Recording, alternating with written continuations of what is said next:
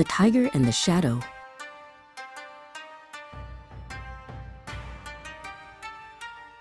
In the bitter winter of 1573, the wind over the Mikitagahara Plateau bit through silk and steel alike. Shingen, the legendary tiger of Kai, sat within his war tent, his eyes fixed on a map of Japan. He was an old master of war, and his ambition was a fire that no snow could extinguish. He sought the capital, and only one young man stood in his way. Within the sturdy walls of Hamamatsu Castle, Ieyasu paced like a caged wolf. He was young, stubborn, and burdened by the weight of his clan's future. To let Shingen pass without a fight was an insult he could not endure. He looked out at the darkening sky, knowing that the tiger was prowling just beyond the horizon. Shingen did not strike the castle directly. Instead, he led his massive army past it, a calculated insult designed to draw Ieyasu out into the open.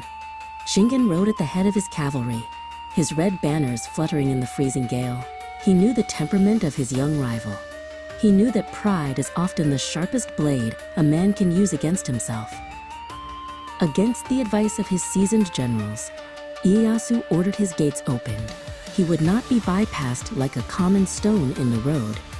He donned his heavy iron armor, the metal cold against his skin. He believed in the strength of his spirit, but the plateau of Mikitagahara was a stage set for a tragedy he did not yet understand.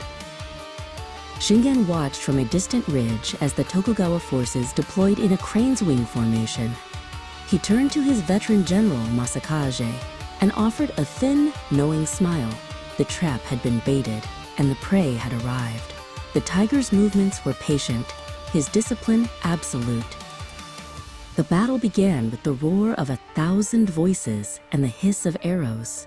Ieyasu charged forward, his sword gleaming under the gray sky. He fought with a desperate ferocity, trying to pierce the heart of the Takeda lines. Beside him, his most loyal guard shielded him from a flurry of projectiles, the chaos of the melee swallowing the sound of the wind. But Shingen's fish-scale formation was a wall of iron that would not break. With a single signal from Shingen's fan, the Takeda cavalry descended like a landslide. The tiger watched as the pride of the Tokugawa was trampled into the frozen mud. He did not need to draw his sword to win. He had already won with his mind. The defeat was absolute. Ieyasu found himself alone, his horse galloping through the darkening woods as he fled the slaughter. The terror was a cold knot in his stomach. He had lost his men, his dignity, and nearly his life. He rode hard, the branches of the trees clawing at his armor like the ghosts of his fallen soldiers. Ieyasu reached the gates of Hamamatsu with only a handful of survivors.